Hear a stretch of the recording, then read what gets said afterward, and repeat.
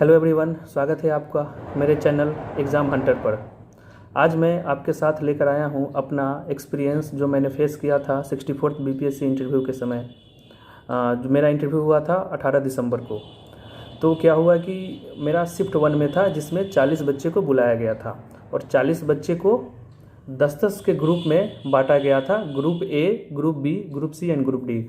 मेरा group B में था और ग्रुप बी में 10 बच्चे थे।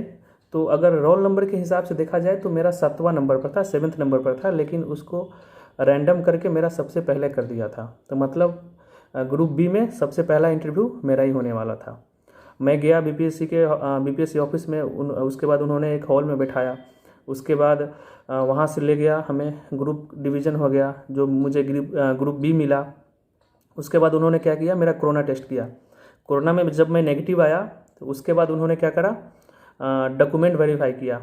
और जब डॉक्यूमेंट वेरीफाई हो गया तो उसके बाद उन्होंने मुझे एक कोड दिया, जिस कोड पर इंटरव्यू होता है। तो जो ये रैंडम, जो मेरा 7 नंबर पर था लेकिन रैंडम फर्स्ट पर कर दिया, और जो मुझे कोड दिया ना, एक ट्रांसपेरेंसी को मेंटेन करने के लिए होता है। से इंटरव्यूअर जो हमारा इंटरव्यू ले रहा है उसको ये पता न लगे कि लड़का कहाँ का है, रोल नंबर क्या है और कौन से डिस्ट्रिक्ट का है, कुछ पता न लगे। तो जब मुझे एक कोड मिल गया तो मेरा पहला इंटरव्यू था लगभग 10 बजे के करीब मॉर्निंग में। तो मैं इंटर किया। तो जब मैं गेट खोला, उसके बाद मैंने उन लोगों से अनुमति लिया कि अंदर आने का, तो उन्होंने मुझे आने दिया। तो हमारा जो बोर्ड था, उनके चेयरपर्सन थे इम्तियाज़ अहमद सर, और 4 मेंबर थे। एक टेबल था और टेबल के सामने सर बैठे हुए थे। साइड में 2 मेंबर थे और लेफ्ट साइड में एक फीमेल मेंबर थी। टोटल 4 था। तो मैंने अंदर इंटर किया। उसके बाद मैंने क्या करा कि जो फीमेल मेंबर थी उनको पहले विश किया, उसके बाद बाकी सबको विश करके, और सामने एक चेयर था, चेयर के सामने जाके खड़ा हो गया। तो उन्होंने मुझे बोला कि आप बैठ जाए। मैं बैठ गया। बैठने के बाद मैं थैंक यू बोला। उसके बाद उन्होंने क्या करा कि ठीक है, आप अपना मास्क हटाइए और पॉकेट में डाल लीजिए। तो पॉकेट में मैंने अपना मास्क हटा के डाल लिया।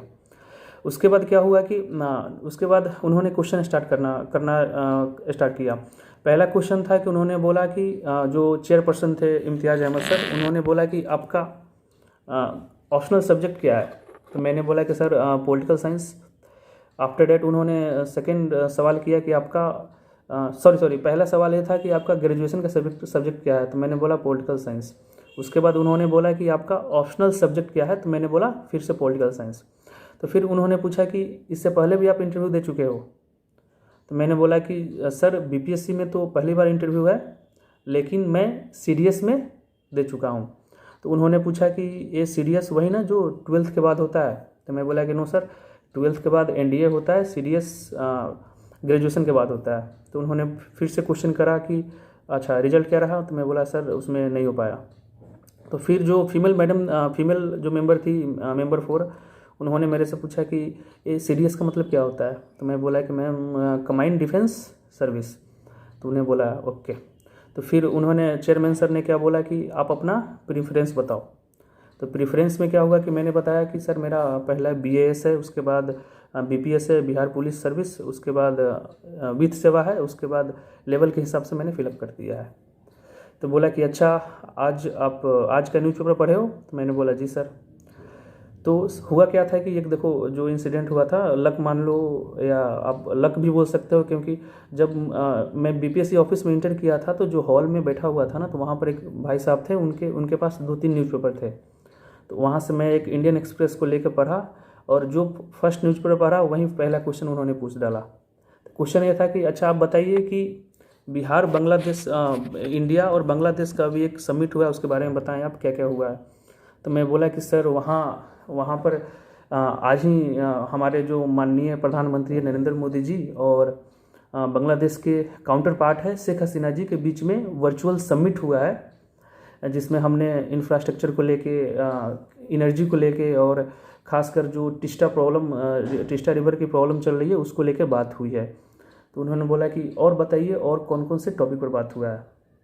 तो मैं बोला कि सर इसके अलावा अगर हम देखें तो एक कॉरिडोर है जिसके थ्रू बांग्लादेश के थ्रू बनाना चाहते हैं नॉर्थ ईस्ट की तरफ जाने के लिए, जिससे हमारा जो नॉर्थ ईस्ट का डिस्टेंस शॉर्ट हो सके, उस पर बात हुआ है। खासकर सर एनआरसी और सीए के बीच जो विवाद हुआ था रिफ्यूजी को लेकर, उस पर बात हुई है। और सर अभी इंडिया जो वैक्सीन बनाने वाला है कोविड का, उसका डिस्ट्रीब्यूशन हम कैसे करें बांग्लादेश में, उस पर डिस्कस हुआ है। तो उन्होंने बोला कि मैं इतना बोला, तो फिर उन्होंने बोला कि आप एक मिस कर रहे हैं। मैं बोला कि सर अब तो मुझे याद आ नहीं रहा है कि अब एक पॉइंट कौन सा है। तो बोला कि उन्होंने बोला कि लोगों का आवाजाही, मतलब पीपल टू पीपल कनेक्टिविटी। मैं बोला जी सर मैं भूल गया था। तो फिर बोला कि चलिए आप ये बताइए कि आप इसके बारे में बताइए कि नेपाल और इंडिया के बीच में क्या विवाद रहा था। तो मैं बोला कि सर नेपाल ने क्या करा कि अपने पार्लियामेंट में एक रिजोल्यूशन पास किया जिसमें एक नया मैप डाला, जिसमें हमारा जो डिस्प्यूटेड एरिया था जिसका नाम था लिम्पियादुरा, लिपू लेक और काला पानी वाला एरिया, उसको अपने में बताया, इसलिए विवाद में रहा। तो उन्होंने बोला कि ऐसा नेपाल क्यों किया।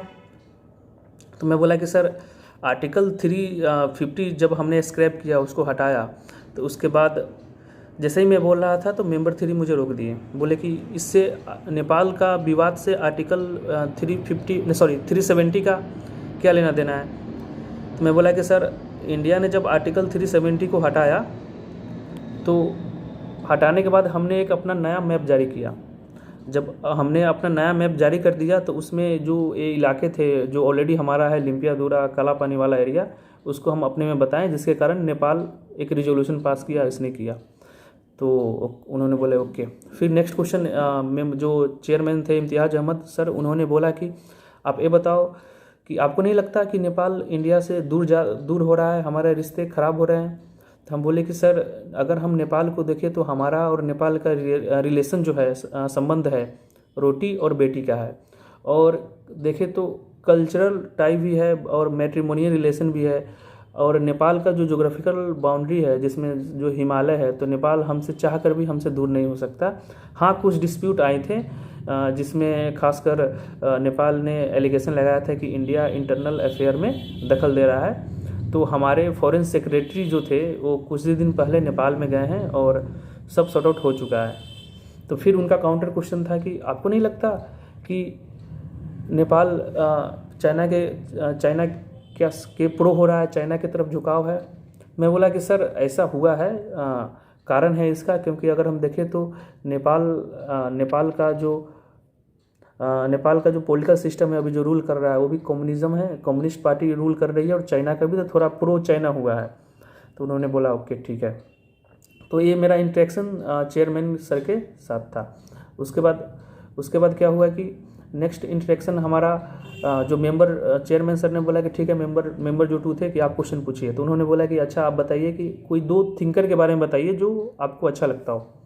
तो मैंने बोला कि सर एरिस्टोटल और प्लेटो, क्योंकि PSIR मेरा सब्जेक्ट है तो उस सब्जेक्ट से पूछा गया है क्वेश्चन।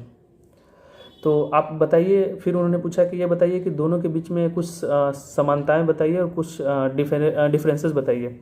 मैंने बोला कि सर एरिस्टोटल जो थे वो प्लेटो के डिसाइपल थे, चेला थे। और अगर हम समानताएं में देखें तो सर जो प्लेटो थे, प्लेटो का जो एजुकेशन सिस्टम था वो एरिस्टोटल ने उनको पूरी तरीके से सपोर्ट किया था। और मैं डिफरेंसेस बता ही रहा था कि उन्होंने मुझे रोका, बोला कि कुछ ऐसे स्कॉलर बताइए जो अलग अलग टाइम के हो। तो मैं बोला कि सर एक हम प्लेटो को ले लेंगे और एक JS मिल को लेंगे। तो उन्होंने बोला कि JS मिल को हम यूटिलिटेरियन थिंकर भी बोलते हैं, आप JS मिल को क्यों लिए हैं, मतलब उन्होंने काउंटर क्वेश्चन किया, JS मिल के बारे में कुछ बताइए। तो मैं बोला कि सर अगर हम JS मिल के देखें तो JS मिल पहले ऐसे स्कॉलर थे जिन्होंने लिबर्टी के बारे में सही से एक्सप्लेन किया है, लिबर्टी के बारे में बताया है। और उन्होंने बोला है कि जो स्टेट का रोल होना चाहिए वो नाइट वॉचमैन की तरह होना चाहिए। इतना बोला। तब उन्होंने जो मेंबर जो 3rd थे उनको बोला कि सर आप क्वेश्चन पूछ सकते हैं। तो जो मेंबर 3rd थे उन्होंने बोला मुझसे कि अच्छा ये बताइए कि आप बिहार के पॉवर्टी को कैसे कम करेंगे।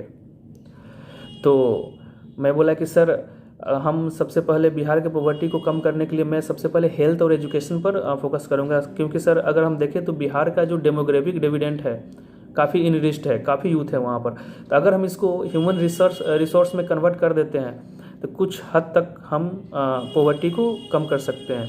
तो उन्होंने फिर क्वेश्चन किया कि आपको लगता है कि सिर्फ हेल्थ और एजुकेशन से कर सकते हैं। तो मैं बोला कि सर इसके अलावा अगर हम देखें तो बिहार का जो इकनॉमी है वो एग्रीकल्चर बेस्ड इकनॉमी है।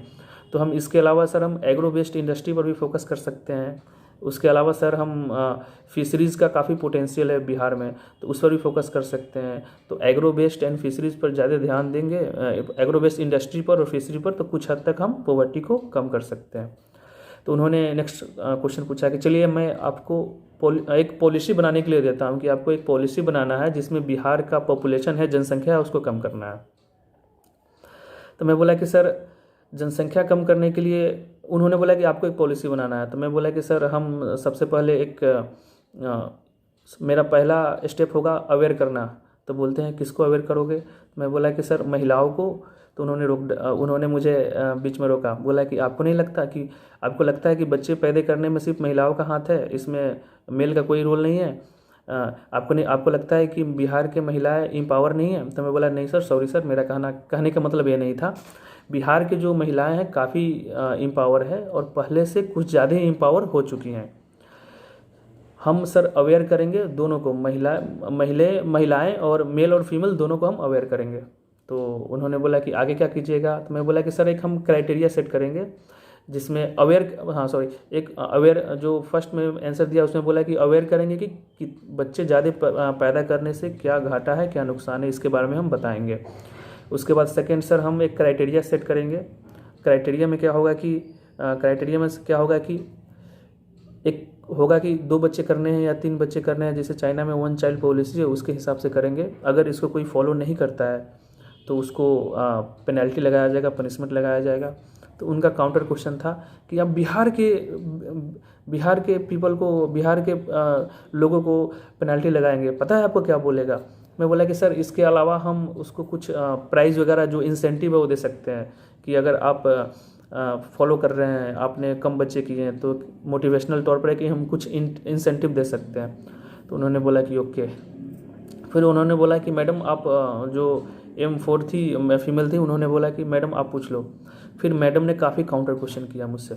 जैसे उनका पहला क्वेश्चन था कि अच्छा आप ये बताओ कि अभी कुछ दिन पहले गवर्नमेंट ने डिसीजन लिया है कि पार्लियामेंट का विंटर सेशन नहीं होना चाहिए। मैं बोला जी मैम। तो आपको नहीं लगता कि गवर्नमेंट सब चीज़ बंद करना चाहती है, सारे इंस्टीट्यूशन को ख़त्म करना चाहती है? और इन मैडम का सारे क्वेश्चन था, मुझे फोर्स किया जा रहा था कि मैं गवर्नमेंट के अगेंस्ट स्टैंड लूँ, ऐसे सारे क्वेश्चन थे। तो उनका ये था कि गवर्नमेंट सब चीज़ बंद करना चाहती है, जो भी इंस्टीट्यूशन है, जो भी सब चीज़ को ख़त्म करना चाहती है। तो मैं बोला कि मैम गवर्नमेंट का ये डिसीजन इसलिए था कि अभी अगर हम देखें बिहार में देखें तो दिल्ली में देखें तो दिल्ली में कोविड के केसेस काफ़ी राइज हो रहे हैं, जिसके कारण गवर्नमेंट ने डिसीजन लिया है। तो फिर उनका काउंटर क्वेश्चन था कि कोविड तो बहाना है, आपको अभी इलेक्शन हो रहा है, हर जगह इलेक्शन हो रहा है, फार्मर प्रोटेस्ट कर रहे हैं, उस समय तो कोविड किसी को दिखा नहीं, अभी कोविड दिख रहा है गवर्नमेंट। फिर उन्होंने फिर यही सवाल किया, आपको नहीं लगता कि गवर्नमेंट सब खत्म करना चाहती है? तो मैं बोला कि मैम अगर हमको पार्लियामेंट सेशन कराना ही है तो कुछ नॉर्म्स, जैसे एक सोशल डिस्टेंसिंग के तरीके के करा सकते हैं कि अगर जैसे कि जो मेंबर ऑफ पार्लियामेंट है उनको हम क्या कर सकते हैं, उनको मेंबर ऑफ पार्लियामेंट को हम सोशल डिस्टेंसिंग के तरीके से अलग अलग करके हम बैठा सकते हैं। तो नहीं, ये बताइए आपको लगता है कि नहीं लगता है? डायरेक्ट उन्होंने ये क्वेश्चन बोला। तो मैं बोला कि मैम मुझे नहीं लगता है, उससे पहले मैं बोला कि आई एम सॉरी मैम, मुझे नहीं लगता कि गवर्नमेंट ऐसा कुछ कर रही है। अगर गवर्नमेंट ने ऐसा डिसीजन लिया है तो उन्होंने कुछ अच्छा ही सोचा होगा, मैं ये बोला। तो उन्होंने बोला कि आप तो पॉलिटिकल साइंटिस्ट हैं, आपको तो पता होना चाहिए प्रेशर टैक्टिक्स। जहाँ तक मुझे लगता है कि उन्होंने मेरे ऊपर अप्लाई किया कि प्रेशर में होकर मैं नर्वस ना हो जाऊँ, लेकिन मेरी यही थी कि मैं नर्वस हो नहीं रहा था, आई टू आई कॉन्टेक्ट करके मैं जवाब दे रहा था सारे चीज़ को। फिर उन्होंने बोला कि खैर कोई बात नहीं, नेक्स्ट क्वेश्चन बताइए आप। तो नेक्स्ट क्वेश्चन में उन्होंने बोला कि एक 3 बॉडी होता है जो आपस में एक दूसरे को वॉच डॉग का काम करता है। मैं बोला कि जी मैम हमको पता, तो जी मैम। तो बोले कि अब बताइए कौन कौन से बॉडी है? तो मैं बोला कि ma'am legislature, judiciary and executive. तो फिर उन्होंने नेक्स्ट सवाल किया कि आप 3 बॉडीज जो है उसमें एक बॉडीज जो है वो हमेशा प्रॉब्लम क्रिएट करता है, हमेशा न्यूज़ में रहता है, हमेशा कंट्रोवर्सी में रहता है, उनका जुडिशियरी को लेकर कहना था। तो मैं बोला जी मैम। तो उन्होंने बोला कि क्यों? तो मैं बोला कि मैम समटाइम्स जुडिशियरी क्या करता है कि अपने डिस्क्रिशन, एक मिनट, समटाइम जुडिशरी क्या करता है कि समटाइम जुडिशरी क्या क्या करता है कि अपने जो लेजिस्लेचर का जो रोल है उसमें कभी कभी इंटरफेयर करके लेजिस्लेचर का काम करने लगता है, जिसके कारण प्रॉब्लम में रहता है। तो उन्होंने बोला कि ठीक है, कोई इस वर्ड को क्या बोलते हैं, नेक्स्ट क्वेश्चन था, जो लेजिस्लेचर के काम में या दूसरे के काम में जुडिशरी इंटरफेयर कर देता है, एग्जीक्यूटिव लेजिस्लेचर के काम में। तो मैं बोला कि मैम इसको हम जुडिशियल ओवररीच बोलते हैं। तो उन्होंने बोला कि अच्छा आप कोई एग्जांपल बताइए। तो मैं बोला कि मैम फ़िलहाल 2-3 साल पहले एक एनजेएसी का एक्ट हुआ था जिसको सुप्रीम कोर्ट ने नल एंड वाइड किया था। तो बोला कि ये तो बहुत पुराना न्यूज़ है, कोई फ़िलहाल बताइए जो 2-3 दिन पहले हुआ है। तो मैं बोला कि मैम 2-3 दिन पहले तो मुझे अभी कुछ ध्यान में आ नहीं रहा है। तो फिर मुझे ध्यान में आ रहा था, मुझे लग रहा था कि फार्मर इश्यूज़ के बारे में पूछ रहे हैं वो लोग, क्योंकि सुप्रीम कोर्ट ने एक जजमेंट दिया था जिसमें बोला था कि लॉ को इम्प्लीमेंट करने से पहले एक कमेटी बनाओ और कमेटी बनाकर इस प्रॉब्लम को सॉर्ट आउट करो जो फार्मर प्रोटेस्ट कर रहे हैं। तो मैं डाउट था, कंफर्म नहीं था। तो मैं बोला कि मैम अगर आपकी परमिशन हो तो मैं गेस करूँ। तो ये बोलने से पहले ही उन्होंने बता दिया कि जो फार्मर इशूज़ चल रहे हैं। तो मैं बोला कि जी मैम, मुझे याद आ गया कि फार्मर इशूज़ चल रहे हैं। तो आपको नहीं लगता कि सुप्रीम कोर्ट भी सब चीज़ ख़त्म करना चाहती है, जहाँ मन करे वहाँ इंटरफेयर करना चाहती है, जो मन है वो करना चाहती है? तो मैं बोला कि मैम मुझे नहीं लगता सुप्रीम कोर्ट ऐसा करना चाहती है। तो क्योंकि मेरा एक कोट था आर्टिकल 142 के लेकर, क्योंकि आर्टिकल 142 में लिखा हुआ है कि सुप्रीम कोर्ट कोई भी जस्टिस को, कहीं भी कुछ भी जस्टिस हो रहा है तो सुप्रीम कोर्ट कोई भी निर्णय, कोई भी डिसीजन दे सकता है जस्टिस को प्रिवेल करने के लिए, उसके डिस्क्रिप्शन में हो चाहे नहीं हो। तो इसको लेकर मेरा बोलना था कि ma'am supreme court natural justice के लिए कुछ भी कर सकती है। तो उन्होंने बोला नेचुरल जस्टिस, हा हा हा। उन्होंने हा हा किया। उसके बाद सब हंसने लगे, वो 2 मेंबर थे वो भी हंसने लगे, चेयरपर्सन भी हंसने लगे, मैं भी हंस दिया, मैं भी स्माइल दे दिया। उसके बाद बोलते हैं कि अच्छा एक बताइए कि जो 4th पिलर होता है उसको क्या बोलते हैं? एक और पिलर होता है जिसको 4th पिलर बोलते हैं, वो भी वॉच डॉग का काम करता है, उसको बताइए। मैं बोला कि मैम उसको मीडिया जर्नलिज्म। तो बोलते हैं कि अभी एक टीआरपी इशू हुआ था उसके बारे में जानते हैं हम? तो मैं बोला जी मैम। तो बताइए क्या था? तो मैं बोला कि मैम महाराष्ट्र जो पुलिस है उन्होंने एक एफआईआर फाइल किया था जिसमें 2-3 चैनल जो हैं जिसके खिलाफ टीआरपी मैनिपुलेशन के लिए एक एफआईआर फाइल हुआ था, जिसमें एक फेमस टीवी चैनल है रिपब्लिक टीवी। तो उन्होंने फिर यही सवाल किया कि आपको नहीं लगता कि रिपब्लिक मीडिया अपना रोल सब भूल चुकी है और एक बायस हो गई है, कोई एक ही पॉलिटिकल पार्टी उसको सपोर्ट कर रही है? मतलब इनडायरेक्ट वे क्वेश्चन था, गोदी मीडिया वाला जो कंसेप्ट चल रहा था कि एक ही पार्टी, पॉलिटिकल पार्टीज के सारे नारे करते रहते हैं, अपना रोल सब भूल चुके हैं। तो मैं बोला कि ma'am media is the 4th pillar of democracy and उनको अपना रिस्पॉन्सिबिलिटी समझ के एक अनबायस्ड तरीके से एक जजमेंट देना, मतलब दिखाना चाहिए कि जो हो रहा है उसके बारे में सही न्यूज़ दिखाना चाहिए। तो बोलती है कि आपको लगता है कि मीडिया ऐसे कर रही है? तो मैं बोला कि जी मैम मुझे लगता है। तब सारे एक्साइटेड हो गए कि अब फंसा, अब तो गवर्नमेंट के अगेंस्ट जाएगा, सारे एक्साइटेड हो गए। फिर बोलते हैं कि कारण बताइए। इवन चेयरमैन सर भी एक्साइटेड होकर बोलते हैं कारण बताइए। तो अब मैं सोचने लगा कारण क्या है। तो मैं 1-2 सेकंड लिया, फिर माइंड में अपने आप रिकॉल हो गया कि सर ने बोला कि हाँ बेटा कारण बताओ। तो सर को मैं बोला, चेयरमैन सर को, कि सर फाइनेंशियल रीज़न है, पैसा। तो चेयरमैन सर बोले कि अच्छा पैसा रीज़न है। तो मैं बोला जी सर पैसा रीज़न है। तो उन्होंने बोला कि ओके ठीक है। फिर मैडम ने बोला कि ठीक है आपका इंटरव्यू, उन्होंने चेयरमैन सर को बोला कि सर ठीक है यहीं पर समाप्त, मेरा ख़त्म हो गया क्वेश्चन। तो चेयरमैन सर ने बोला कि ठीक है आपका इंटरव्यू समाप्त होता है और आप जा सकते हैं। तो फिर मैं बोला थैंक यू सर और हैव अ नाइस डे करके वापस आ गया। अब क्या है कि मेरा लगभग इंटरव्यू का जो ड्यूरेशन है कम से कम चला होगा तो 25 से 30 मिनट के आसपास। अभी मैं बहुत ही फास्ट फॉरवर्ड बोल रहा हूँ।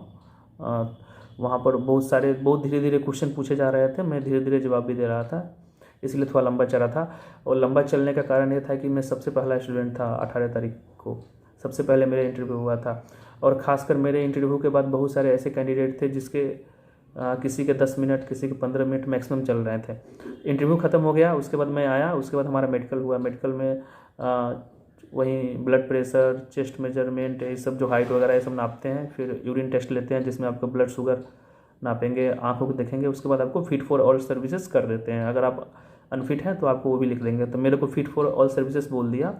फिर उन्होंने मुझे वापस बोला कि जब जा सकते हैं। तो ये मेरा इंटरव्यू का ड्यूरेशन था, जिसमें जनरली देखा जाए तो बहुत सारे बंदे से फैक्चुअल सवाल पूछा जा रहा था, लेकिन मुझसे कोई फैक्चुअल नहीं, सारे एनालिटिकल सवाल पूछा गया।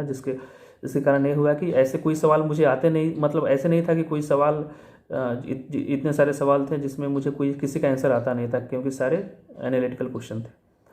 तो कहना यह है कि सजेशन ये है कि अभी इंटरव्यू चल रहा है 4 तारीख से सेकेंड शिफ्ट वाले का। तो मोस्ट इम्पॉर्टेंट बात यह है कि न्यूज़पेपर डेली पढ़ो। आप बहुत डिटेल में पढ़ना है और आपको डिसाइड करना है कि क्या पढ़ना है क्या नहीं, जो इम्पोर्टेंट है पूछे जाने लायक है। जैसे मेरे साथ एक महिला थी, उनका इंटरव्यू चल रहा था ग्रुप ए में। तो उनसे पूछा, उस दिन SDI ह्यूमन डेवलपमेंट इंडेक्स का एक रिपोर्ट आया था जिसमें इंडिया का रैंक था 131। तो मैं तो पढ़ के गया था कि मुझसे हो सके कि पूछ सकता है, लेकिन क्या है कि वो पढ़ के गई नहीं थी। तो उनसे पूछ दिया कि अभी कल कोई एक रिपोर्ट आया है जिसके बारे में आप बता सकती हैं। तो उन्होंने बोला कि सर मुझे पता नहीं है। तो उनका भी PSIR था, पॉलिटिकल साइंस था, लेकिन उनका लगभग चला था 12-13 मिनट के आसपास। तो ओवरऑल देखा जाए तो काफ़ी कोऑपरेटिव है वो लोग, बहुत ही हंस के बात करेंगे। खासकर जो चेयरपर्सन होते हैं बार बार बोलेंगे आपको बेटा बेटा बेटा करके, जो मुझे उन्होंने बोला था कि अच्छा बेटा ये बताओ, अच्छा बेटा वो बता, दिस टाइप। तो कोई ऐसा आपको लगेगा नहीं कि वो आपको धमका रहे हैं या डरा रहे हैं, ऐसा कुछ नहीं है, बहुत कोऑपरेट करेंगे। हाँ, कुछ हैं जो, जैसे हमारे में एक मैडम थी, उन्होंने बहुत ही प्रेशर डाल रहा था मुझ पर, बहुत ही प्रेशर टैक्टिक्स थे कि गवर्नमेंट के अगेंस्ट आओ। लेकिन मैं भी ठान लिया था कि कुछ भी कर ले मैं गवर्नमेंट के अगेंस्ट जाऊँगा ही नहीं।